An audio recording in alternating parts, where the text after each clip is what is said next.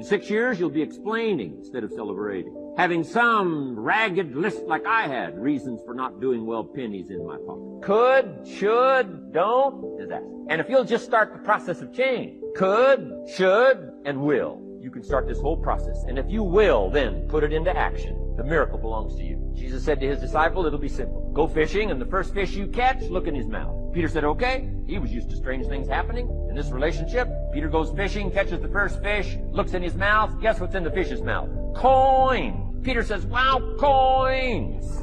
Starts counting the value of these coins, and when he adds it up, guess how much it added up to? Exactly enough money to pay his taxes and Jesus' taxes, which gives you Jesus' position on taxes. Now we call that what? A miracle. Only because we don't quite understand how it works. It doesn't mean it doesn't work. It simply means we don't quite understand how it works. But here's how you get a miracle going for your life. Number one, do what you can. Get a list of the stuff you could do and you haven't done, postpone, and start cleaning that up. You can't start at a better place for personal change. That'll affect your bank account, affect your future, affect your income, affect everything. You can't start a better life change process than cleaning up what you should be doing. The man says, well, my mother lives down in Florida. Should have written her 6 months ago. I just can't seem to get that letter written. I'm asking you to get that letter written, clean that up, and don't walk like other people walk. Don't postpone like other people postpone. You say, well, is it as simple as writing a letter? And the answer is yes. Where else would you start for life change, personal change? You don't need a pink package to fall out of the sky.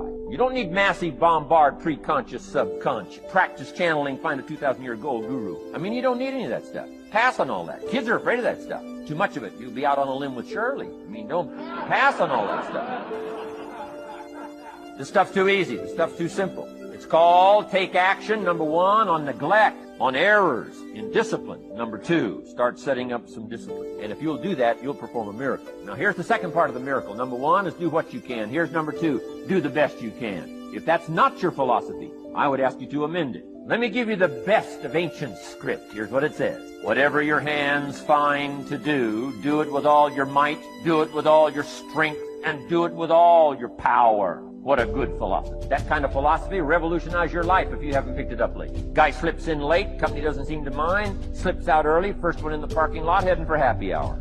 Stretches his break, comes early for lunch, late back from lunch, company doesn't seem to notice. Guy says, best as I can calculate, I'm putting in about a half a day's work and I'm collecting a full day's pay. And the guy says, I got it made. Little does he know the seeds of his own disaster are already being sown by the weakness of his own personal philosophy. It's not the economy that's going to determine your next 6 years. It's your philosophy about labor and about activity and about miracle and soil and seed and sunshine and rain and the economy and the banks and the money and the companies and the schools and what's going on. It's your philosophy and your attitude and then your ability to take action. All of that we call the process of life change, miracle working. Number one, do what you can. Number two, do the best you can. Here was number four, results. Results. Every once in a while, you got to take a measure, see how you're doing with these three pieces, philosophy, attitude, activity. Now we take a measure called results. What is the results at the end of the day, the results at the end of the week? You can't let too much time go by without checking. When time goes by, 6 years I've been out there working when I met my teacher, Mr. Shope.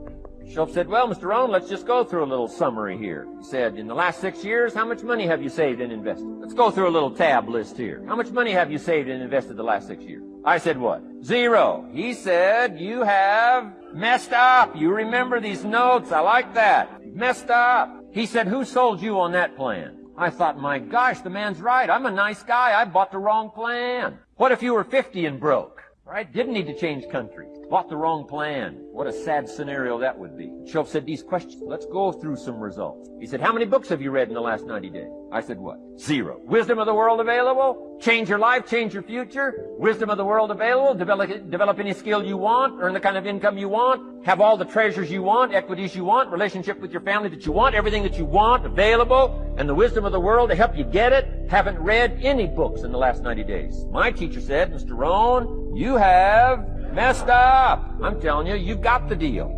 I told T. Hobb when we were standing by the stage, I said, hey man, I want to work more with you. I want you to coach me. I want to learn from you. See, I found you're never too old to learn and you're never too young to teach. Always have a thirst for learning. So I listened to Paul Harvey every day on the radio. While in school, I would go out and listen in his car. He gave me his keys. I was working to develop myself. And I continued to listen to motivational messages, and he would take me to see the late Dr. Norman Vincent Peale, who wrote the book, The Power of Positive Thinking. I toured with him before he passed. You have something special. You have greatness within you. Don't allow your circumstances to determine who you are. Don't allow your negative thoughts to hold you back. You have something special. You can do more than you can ever begin to imagine. Dr. Peale was an incredible man. I admired him. When he spoke, he gave me goosebumps. I can feel him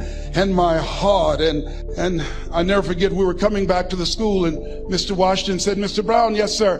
When Dr. Peale spoke, you didn't move. When he spoke, you were hanging on every word. When he spoke, we didn't have to tell you to sit down and be quiet. Why?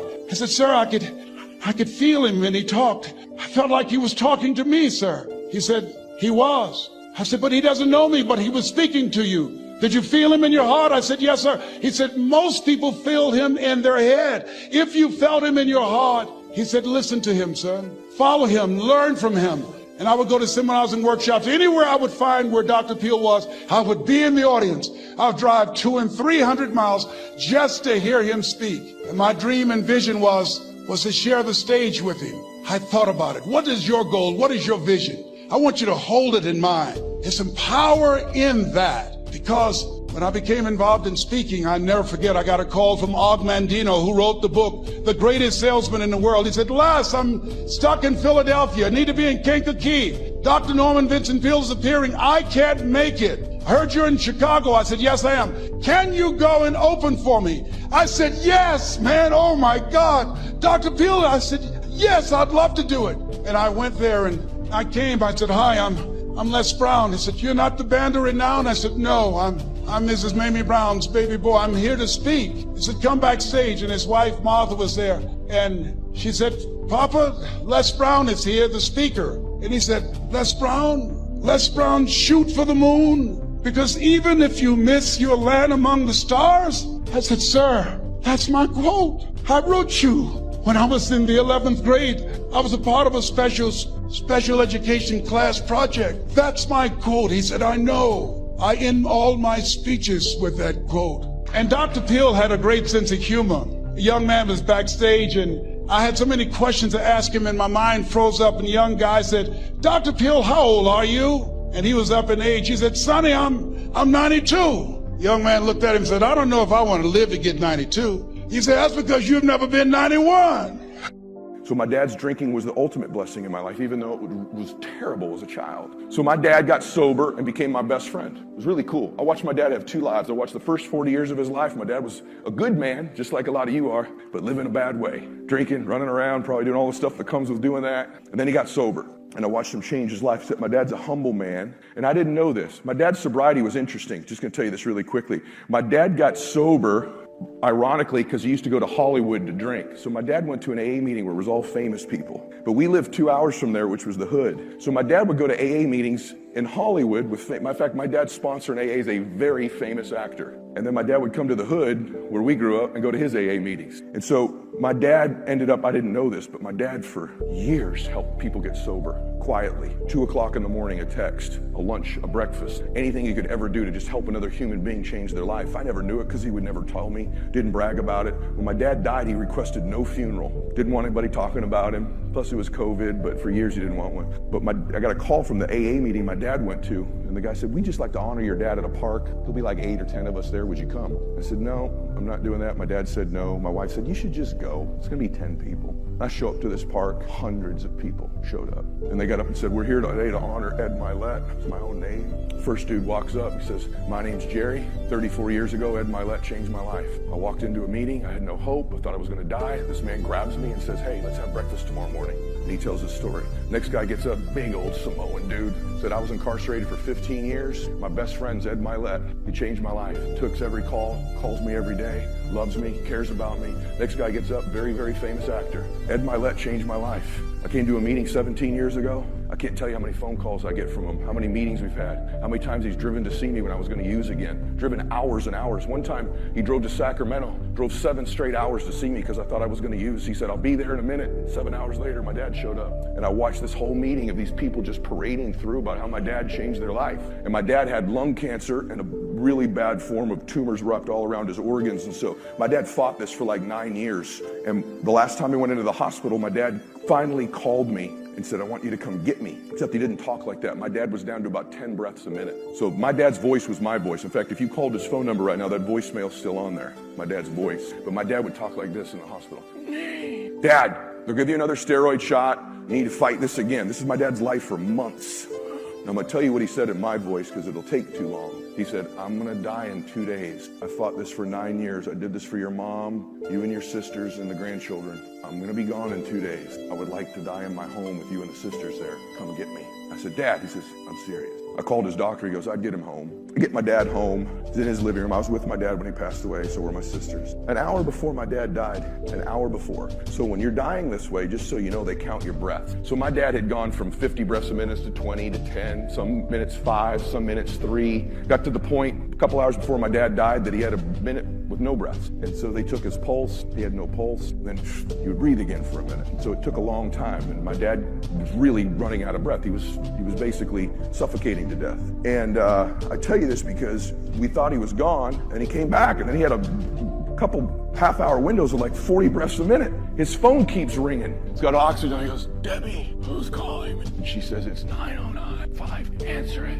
My dad's got 2 hours left. Answer it. She says, no, I'm not answering it. He says, grab it. He knew who it was, and he knew that was someone who needed him. And my mother handed him the phone on morphine, drooling, oxygen, pulls it out.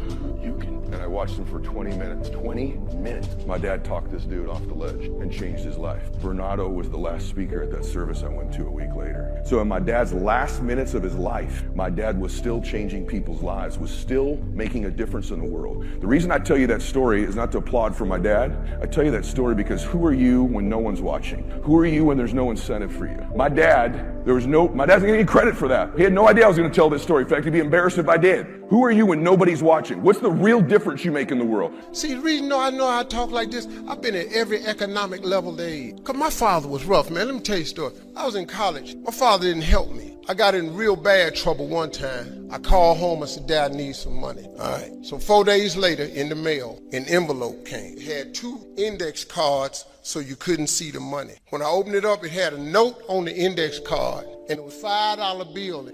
I pulled it out, saw the $5. The note said, this shit gonna have to stop. 4 times. That's what the note said, though. You would lose effect if I did not read you what my daddy wrote. And my daddy dead, so I think that's a free will. Just let me have it. That's how my father was. I'ma support you just enough, keep him dying. This is enough to buy a sandwich and some water so you can live on to the next crisis. So I've been at every eco level. I know what it's like to thousand. So when I tell you what the 100 feel like, see, and enjoy the ride along the way. Quit waiting until you're a millionaire to celebrate. There's joy in the journey. Listen to me. If you was making $50,000 and you now make $100,000, there should be a mini celebration in your life. When you go from $100,000 to $250,000, that should be another mini celebration in your life. You got to buy some stuff to reward you along the way. There's joy in the journey. You don't have to wait till you're million. I want to be a billionaire. I really do. Because there's 3 black billionaires. Oprah Winfrey, Michael Jordan, and Robert Smith. I didn't research it. You know, I researched because that's where I want to go. Well, Steve, why you want to have $1 billion? Because they printing the money. There's joy in where I'm at right now. Oh, please understand I'm cool. But if I could get $1 billion, though. See, Brother Blue has went with me, has traveled up to Washington, D.C. to Dr. Ben Carson at HUD. Well, let's talk about that for a second. I done had some things happen to me, man. President Obama's transition team. I was getting off a plane one day. An assistant called and said, Steve, at President Obama's transition team. President Obama and I were friends. I've interviewed, he's been on my talk show. I've been to the White House and interviewed him. He's been on my radio show more than anybody's show. I go to their parties. We friends. So his transition team called me around the 9th of January and said, Steve, the president feels like it's important that we sit down and have a conversation with this new administration to see if there's something to work out. Not President Obama, just his transition team. from White House. I said, okay, cool. Next thing I know, the Trump administration transition team gets in touch with the Obama transition team. My name come up. So on January 13th, they asked me to come to Trump Tower to meet with Donald Trump. Now, the hell I call the sheer misery for making that decision. I've been so many coons, Uncle Tom, sellouts. I was stunned. I mean, the brutality of what happened to me on social media behind visiting that man in Trump Towers, it was alarming. But I'm sitting up in here and I'm trying to figure out, because you don't know, so since you don't know, here come the hate. Uncle Tom, sellout, coon, Steve Harvey, shoe shiner, celebrity friends I thought I was really cool with, coming out talking about he ought to know better. Ooh, what the hell wrong with him? Whoa. If President Obama, the current president, and the incoming president say they won't talk to you, which one of you ain't going up there? Just raise your hand if you wouldn't go, so I can see how stupid you are. But just go ahead. I just want to see. This is what I be really wanting to say. See, I can't say none of this in front of another group, but since it's us in here, I've been wanting to say this since January 13th. You better believe this right here. I've been waiting on the right crowd. Well, I'm in front of a bunch of friends right now. So see, I can say this because I'm around a bunch of friends. You understand? Friendship is essential to the soul. You can live without your father. You can live without a relative. You can make it without your mama. You can't live in this world without a friend. Friendship is essential to the soul. Ophilia filiae sucus. That's friendship is essential to the soul. Yeah, I've been waiting on this. I'm glad Ricky Lewis asked to come.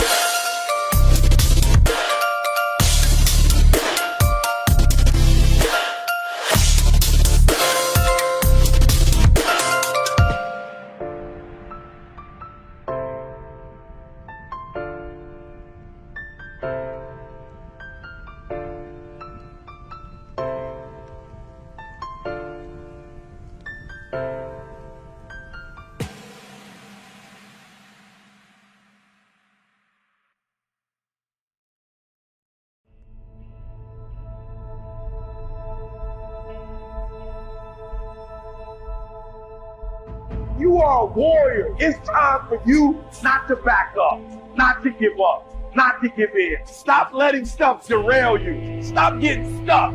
Every time life don't go your way, stop getting stuck. Stop quitting. Stop giving up. Keep fighting in the midst of the struggle. Keep fighting. Keep thinking positive. Keep going. You only lose when you quit.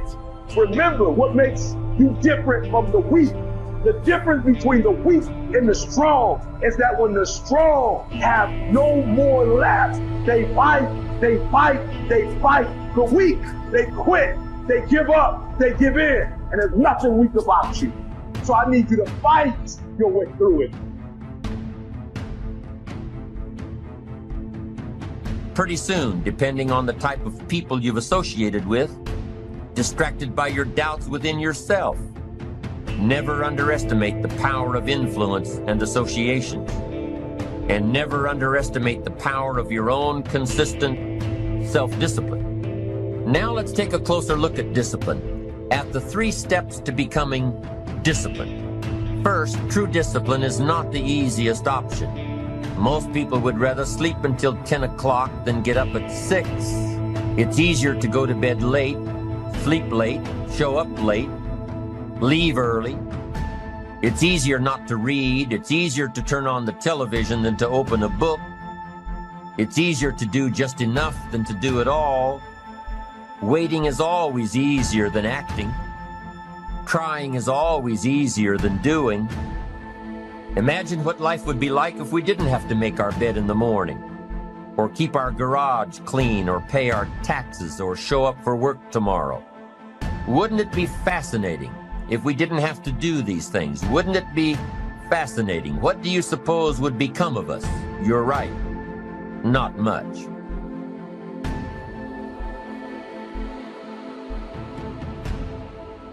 Results. Every once in a while, you got to take a measure, see how you're doing. Now we take a measure called results. What is the results at the end of the day, the results at the end of the week? You can't let too much time go by without checking. 6 years I've been out there working when I met my teacher, Mr. Schultz. Schultz said, well, Mr. Rohn, let's just go through a little summary here. He said, in the last 6 years, how much money have you saved and invested? Let's go through a little tab list here. How much money have you saved and invested the last 6 years? I said, what? 0. He said, you have messed up. He said, who sold you on that plan?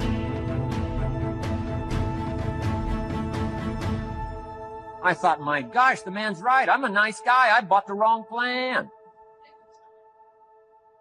What if you were 50 and broke? Right? Didn't need to change countries. Bought the wrong plan. What a sad scenario that would be. But Schultz said these questions. Let's go through some results. He said, how many books have you read in the last 90 days?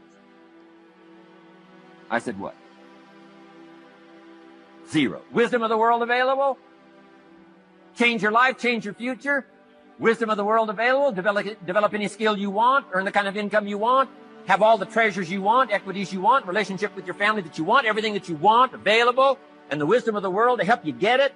Haven't read any books in the last 90 days. My teacher said, Mr. Rohn, you have messed up. I'm telling you, you've got the deal. Schultz said, Mr. Rohn, in the last 6 months, how many classes have you taken to improve your skills or to develop new skills? Go for the American dream. Become rich and powerful and sophisticated and healthy and influential. How many classes have you taken in the last 6 months? I said, how many? 0. He said, you have messed up. He said, you don't need to unmess the country. You don't need to straighten out the perplexed. You don't need to straighten out any of this stuff. All you've got to do is look within and let results teach you a great deal about your own activity, your own attitude, and your own philosophy. I went through that process. Take this phrase home. Results is the name of the game. What other game is there? If the peak is worth reaching, the climb is going to be hard. I know you're ready to give up. I feel you. You're ready to give in. You're like, I've never gone through this before. Or maybe you're at the darkest point of your life and you're ready to give up. You're at a point in your life where you feel like it's do or die. You're going through so much pain. You're going through so much agony. You're ready to give up. You're ready to quit. Listen to me very carefully. You are a warrior, and it's time for you to fight. The rewards of a disciplined life are great, but they're often delayed until some time in the future.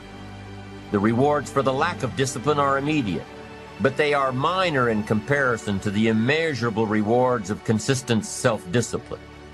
An immediate reward for lack of discipline is a fun day at the beach. A future reward of discipline is owning the beach. For most, we choose today's pleasure rather than tomorrow's fortune. So how can you get rid of the easy distractions? How can you keep your mind on what you're trying to do? How can you keep an attitude of doing it all and doing it now? How can you make the choice of discipline over procrastination? How can you stay focused on your ambitions? You can keep your focus on your work. You can get it done today instead of tomorrow. You've got to really work on your consistent self-discipline on a daily basis, or you'll find yourself distracted. Distracted by negative thoughts, distracted by negative people. No second chance. No, what would I do differently?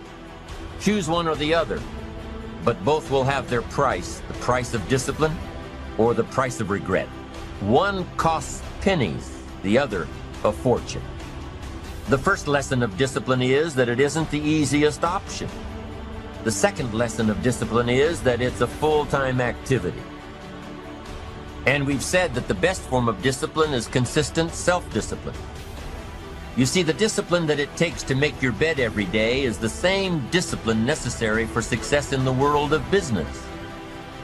The discipline to organize your garage is the same discipline to organize your business. All disciplines carry through to affect all parts of our lives.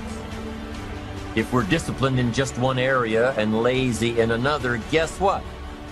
Pretty soon, the lazy side will creep in and destroy the disciplined side. The bad habits in one area of our life will eventually destroy our self-discipline in the areas we've been working on. Consistency cannot be inconsistent. Discipline is the mind being trained to control our lives. Discipline is a set of standards which we've selected as a personal code of conduct. Discipline is imposing on ourselves the requirements for honoring these standards. Once we've adopted these standards of behavior and conduct, we're committed to honor them. And if we don't, then there can be no disciplined activity. We find ourselves announcing our standards to our relatives, our friends, our associates. We shout our beliefs and condemn those who believe any differently, but then we don't walk the talk. We end up acting in a way far different from the beliefs we've shouted. We tell our kids that the TV is rotting their minds, yet we spend our evenings in front of it. We tell our employees that they must take advantage of every minute of the working day, yet we spend 3 hours at lunch. Do as I say, not as I do. This is inconsistent. This leads to a loss of credibility among those who watch us. And more importantly, this leads to a loss of credibility within ourselves. The only thing worse than one who is inconsistent in applying their self-imposed disciplines is one who has never considered the need or the value of discipline at all. These people seem to wander aimlessly, changing procedures, changing standards, changing loyalties, and shifting frequently from one commitment to another, leaving behind a trail of broken friendships, unfinished projects, and unfulfilled promises, all because of a discipline that was either non-existent or imposed so infrequently that it was ineffective. The system we live in and contribute to is designed to make the easiest things in life the most unprofitable. Profitable seems to be the most difficult. Our world is and always will be a constant battle between the life of ease and its momentary rewards and a life of discipline and its far more significant rewards. Each has its own price, the price of discipline or the price of regret. We will pay one or the other. What we wish we had done is the voice of regret, speaking in a sorrowful tone at a time when there is no going back. This is regret. Here's all life asks us to do: make measurable progress in reasonable time. Just take home that little phrase, good phrase. We're asked in life simply to make measurable progress in reasonable time. We demand it of our children. How many years do you want your child to spend in 4th grade? Approximately. About 1. If it looks like they're not going to make it, we pour on the pressure, called legitimate pressure, lack of results. Peer pressure, family pressure, school pressure, community pressure. Every other kind of pressure we can bring to bear. What? You can't stay more than 1 year in 4th grade. What if they're nice kids? Wouldn't you give them 3 or 4 years? The answer is no. You got to make better progress than that. So you got to check fairly often. Some things you got to check every day. Some things you got to check at least by the end of the week. Salesman joins this little sales company. He's supposed to make 10 calls first week. Wouldn't it be legitimate? Call him in on Friday and say, John, what? How many calls? I mean, this stuff is simple. John says, well. Say, John, well won't fit in this little box here. Well. Now John starts with a story. You say, John, I made this little box so small so a story won't fit. I don't need a story. I need what? A number. A number. What will a number tell me? Everything. John's supposed to make 10 calls. What if he made 20? You say, wow. Wow. We got somebody. What if he only made 1 call? Whoa. Will that tell us something about John's philosophy? And the answer is yes. Will it tell us something about his attitude? Of course. Will it tell us something about his disciplines? Of course. And if he wants a lesson in life change, all he has to do is be willing to face numbers and come up with the results that will teach you to either celebrate if you got good results or fix whatever needs to be fixed in your philosophy, attitude, activity called discipline. You don't need to go anywhere else. I do believe in affirmations. They are valuable as long as you affirm the truth. Because it says in ancient scripts, the truth will set you free. Free to do what? Amend your errors and pick up new disciplines. That's what the truth is for, to help us amend our errors and pick up the disciplines for life change. That's what the truth is for. So I do believe in affirming the truth. If you're broke, the best thing to affirm is, I am broke. You put that up on the refrigerator where you can see it every day. That's how you do that. I wish I had not waited 14 years. Somebody said if you want to lose something, lose money. You can get that back. 8 out of 10 millionaires have been financially bankrupt. Walt Disney filed bankruptcy 7 times and had 2 nervous breakdowns. But don't lose time. There were 14 years I sat on the sideline. 14 years I said, I don't have an investor in me like Tony Robbins. 14 years that said, I don't have an MBA or a PhD, and I can't compete with these guys. I have the complexion of rejection. And so I regret that, because there are some people that maybe if they'd heard my voice, they would not have turned to drugs. If they'd heard my voice, their lives would have taken a different direction. And I can't get those 14 years back. That haunts me, and I think that drives me when I speak with such energy. I'm trying to make up for that time, but I can't.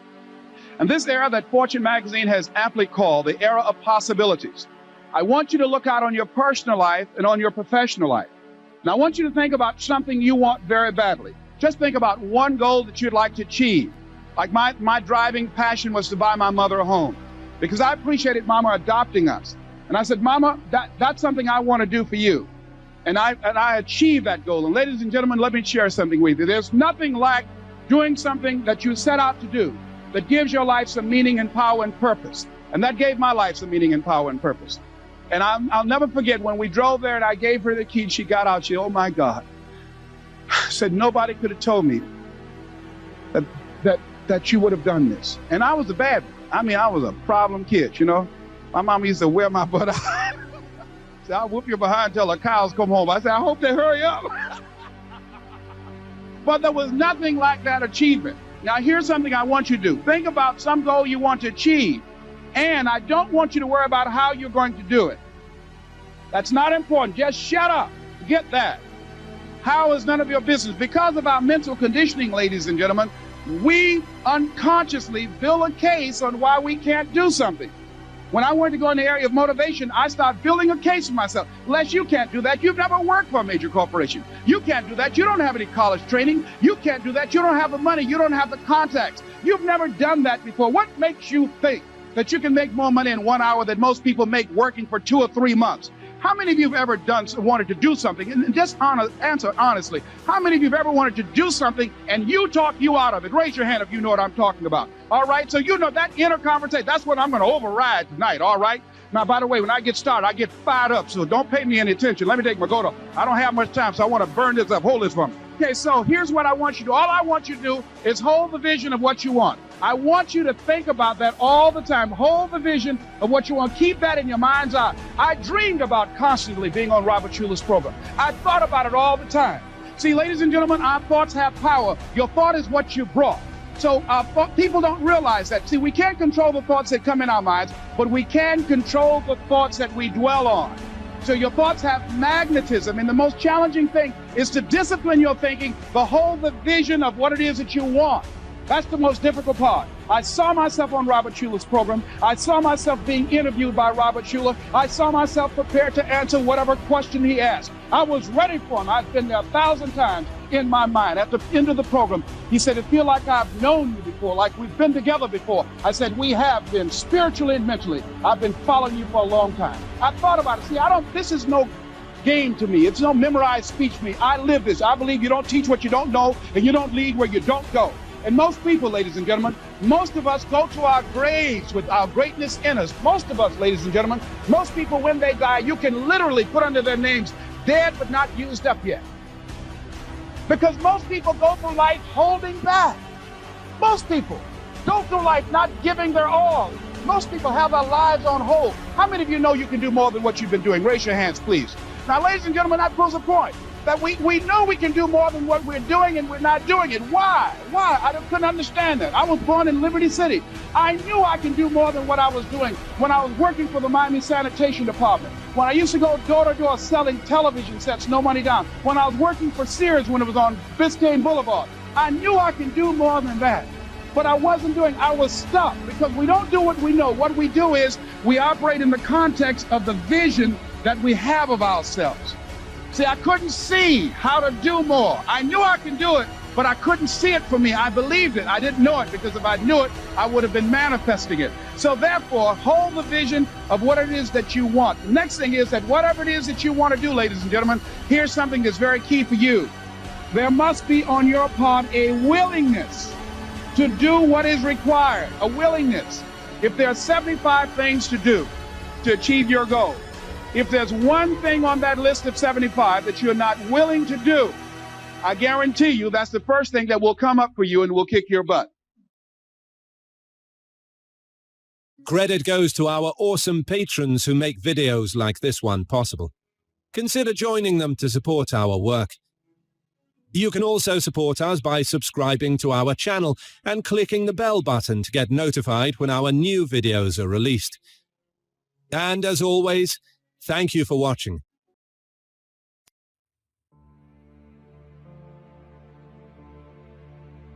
Think about Mr. Washington. Young man, yes, sir. What do you want to do with your life? I want to buy my mother home, sir. I want to take care of my mother. I want to make my mother proud. How can you say you want to make your mother proud and you were in the dean's office the other day for fighting Sir, they call me DT, the dumb twin. How do I get even, sir? Tell me. They pick on me all the time. I'm not like my brother. They always compare me to him. Mr. Brown, you want to get even? Yes, sir. Remember these words by Frank Sinatra. The best revenge is massive success. Become massively successful. That's how you become even. Mr. Brown, why did you sign those papers? I fought for you. I saw something in you. You've got greatness in you. I know you're not as fast as your brother. But there's a hunger in you, sir. And I saw your name, I couldn't believe it. Why did you do that? Several teachers met with me and said that you wouldn't be with me at Florida A&M University to help me. I would not make it at Florida A&M. You've been like a father to me. I never would want to bring embarrassment to your name. He said, I don't care what they said. But did you believe that you could go there and graduate? No, sir. Not without you, sir. Listen to me. Yes, sir. Sometimes you have to believe in somebody's belief in you until your belief kicks in. Let us say together, it's possible. I can live my dreams. I will work on myself. I will retrain my thinking every day. I would read 10 to 15 pages of something positive every day. I will turn off my television and turn on my life. Let us say together, it's necessary to detoxify your life. Look at the people in your life and ask the question, what is this relationship doing to me? There are some people you need to let go. Let us say together, let go or be dragged. They're emotional vampires. They will drain you. Les, can I change them? No. It's a full-time job changing yourself. There's some people that's so negative, they can walk into a dark room and begin to develop. You're talking about earning more money. You got to be serious. People say money won't make you happy, but everybody want to find out for themselves. Here's something else. Write this down. You're going to fail your way to success. There are people who should be there to encourage you. They're going to be the #1 members of the discouragement club. When you have a dream, think it not strange that you'll face the fiery furnaces of this world. You will have tribulations. And don't complain. Don't go around telling everybody. 80% don't care. 20% glad it's you. Suck it up and make it happen. Everybody, let us say together, leap and grow your wings on the way down. Believe it or not, every successful person has jumped. You cannot just exist in this life. You have got to try to live. But to get to that life, you're going to have to jump. See, God, when he created all of us, he gave every last one of us a gift at birth. You just got to quit looking at gifts as running, jumping, singing, dance. When you're standing on the cliff of life and you see people soaring by, you hear about them doing wonderful things. Maybe you look up the street and your neighbor just gets a car every year, every 2 years. Have you ever thought, maybe this person right here has identified their gift and is living in their gift? But the only way for you to soar is you got to jump. You got to take that gift that's packed away on your back. That gift opens up and provides the soul. If you don't ever use it, you're going to just go to work. That ain't living, man. You just existed. But the only way to see what living like, you got to jump. Let me just be real with you. When you first jump, your parachute will not open right away. You're going to hit them rocks. You're going to get some cuts on you. You're going to be bleeding pretty bad. But eventually, the parachute has to open. That is a promise of God. It has to open, man. You can play it safe.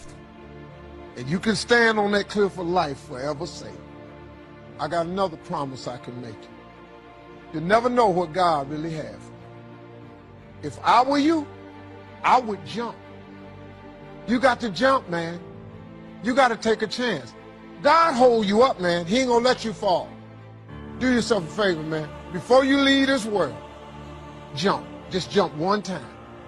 You got to be willing to risk people talking about you. You got to be willing to fail again and again. We live in a world where we're told more about our limitations rather than our potential, and so most people just can't see themselves doing better. People go to jobs that they hate, 87% of Americans, and guess what? And they pray they don't get fired. No, I ain't going out like this. And people think you're crazy, and you are. You got to have another mind in you that says, I got this. This is my life. Nobody's going to tell me how much I'm worth, what time I can take a lunch break. No, I got this. Mr. Washington said, Mr. Brown, transform your mindset. Number 2, he said, practice only quality people. You want only quality people. Here's something else he said. Mr. Brown, yes, sir. Develop your communication skills. He said, once you open your mouth, you tell the world who you are. And then he said something else. He said, you got to be hungry. I said, what do you mean by that? He said, people that are hungry are relentless. People that are hungry are unstoppable. People that are hungry, no excuse is acceptable for not making their dream become a reality. Hungry, sir, for another life. I'm not going to die here in Liberty City. I want to travel, sir. He said, practice only quality people. If you run around with 9 broke people, he said, I guarantee you, you'll become number 10. Listen to these audio programs I'm giving you every day. Dr. Norman Vincent Peale, Jim Rohn, every day. Program your mind, Mr. Brown. Are you willing to do that, to be successful, to buy your mother home? Yes, sir. You've got some goals that you want to achieve.